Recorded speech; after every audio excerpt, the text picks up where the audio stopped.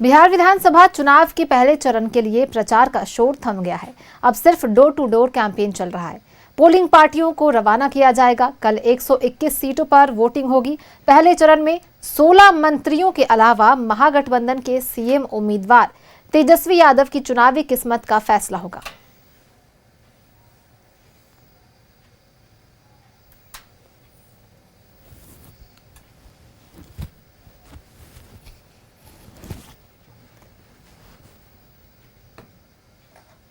और सीधे चलेंगे पटना, जहां पर हमारे सहयोगी आनंद मौजूद हैं। उनका रुख करेंगे, उनसे बातचीत करेंगे। आनंद, कल पहले चरण का मतदान है, क्या कुछ तैयारियां हैं इसे लेकर? क्या सभी पोलिंग पार्टियों को रवाना कर दिया जा चुका है? कौन कौन से संवेदनशील क्षेत्र होने वाले हैं, उन्हें लेकर क्या कुछ तैयारी है? देखिए, सबसे पहले जो चुनाव आयोग का कार्य है वो तमाम वीवीपैट्स और ईवीएम को अपने पोलिंग स्टेशन तक पहुंचाने को लेकर कवायद कर रहा है। और लगभग रात के 10 या 11 बजे के आसपास जो तमाम पोलिंग स्टेशन है उसमें ईवीएम और वीवीपैट की जो सुविधा है वो पहुंचा दिया जाएगा। और उसके साथ साथ जो कई संवेदनशील और अति संवेदनशील बूथ हैं उसको लेकर एक अलग से विशेष प्लानिंग की गई है। चुनाव आयोग की तरफ से कोशिश ये की गई है कि तमाम अति संवेदनशील और संवेदनशील दोनों ही पोलिंग बूथों पर एक्स्ट्रा सीआरपीएफ माफ कीजिएगा पैरामिलिट्री फोर्सेस की डिप्लॉयमेंट की जाएगी। और उनके साथ साथ बिहार पुलिस की भी अच्छी खासी संख्या डिप्लॉय की जाएगी। कोशिश ये रहेगा कि पूरा जो चुनाव हो वो शांतिपूर्वक तरीके से हो। और कैसे होगा उसको लेकर सीसीटीवी की भी संख्या बढ़ा दी गई है। यानी चुनाव आयोग जो कि पटना में है उसमें एक सीसीटीवी कंट्रोल रूम बनाया जाएगा, जहां सीधे तौर पर जो पोलिंग बूथ है उन पर नजर रखी जाएगी। अगर किसी प्रकार की कोई भी घटना लगती है चुनाव आयोग को कि वो शांति में भंग डाल सकती है तो उसको लेकर सीधे तौर पर यहाँ से, यानी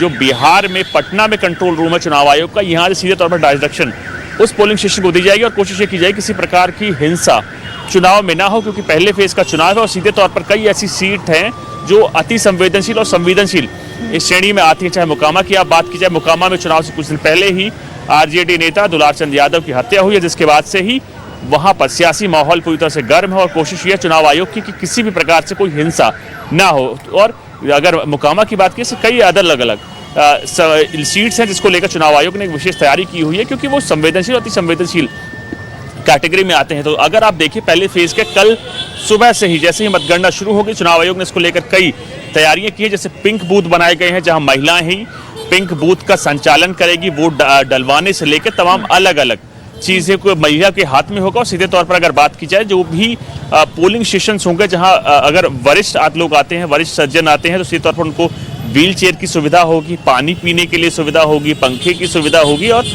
प्रॉपर तरीके से जांच पड़ताल के बाद ही वोटर को वोट डालने की अनुमति दी जाएगी। तो कोशिश ये है अब इस वक्त, क्योंकि पहला फेज है 18 जिलों में और 121 यानी 121 सीटों पर विधानसभा चुनाव होने, तो उसको लेकर ही तमाम चीजें की जा रही हैं। और कोशिश ये है चुनाव आयोग की कि जो चुनाव हो निष्पक्ष हो, किसी प्रकार का कोई भी एलिगेशन चुनाव आयोग पर ना लगे, कोई भी हिंसा ना हो। और किसी भी असामाजिक तत्व जो कोशिश करता है अगर चुनाव में शांतिपूर्वक ढंग से खलल डालने की, तो उसके विरुद्ध कार्रवाई की जाएगी। सीसीटीवी की मैंने आपको बताया कि जो संख्या है वो बढ़ा दी गई है। उसके साथ पैरामिलिट्री फोर्सेस की संख्या बढ़ा दी गई है। बिहार पुलिस की कई संवेदनशील इलाकों में जो कि बूथ्स हैं उनकी बढ़ा दी गई। तो सबसे बड़ा और सबसे सवाल एक ही चुनाव आयोग के मन में है, वो है शांतिपूर्वक तरीके से पहले फेज का चुनाव कराना, जिसको लेकर चुनाव आयोग हर संभव कोशिश कर रहा है। और लगभग सुबह से जैसे ही ये चुनाव आयोग शुरू करता है, यानी वोटिंग डालने की प्रक्रिया शुरू होती, तो उसके बाद अब नजर तमाम वोटर्स पे होगी कि वोटर्स ने किसके वादों और इरादों पर अपना सहमति दी है और किसकी किस्मत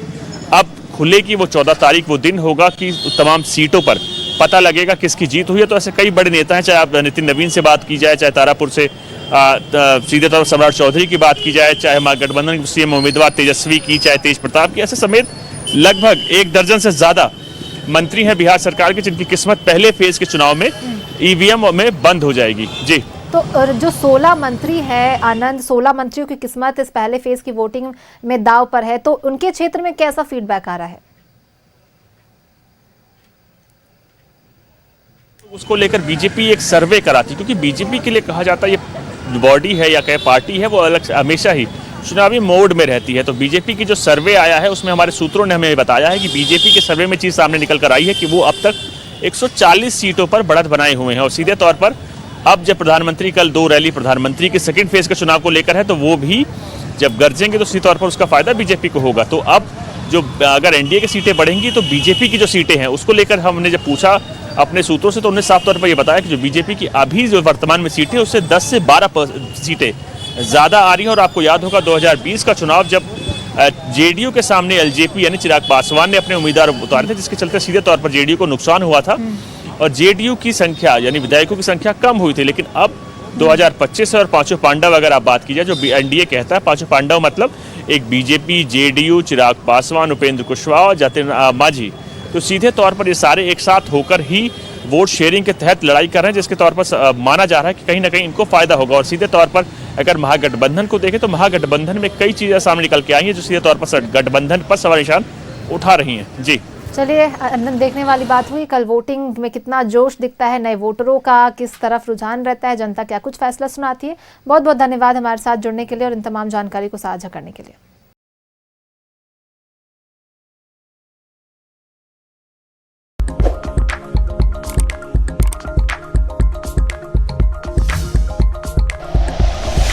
like and share videos, subscribe करें हमारा चैनल और प्रेस करें बेल आइकॉन। न्यूज़ 11 भारत, सच है तो दिखेगा।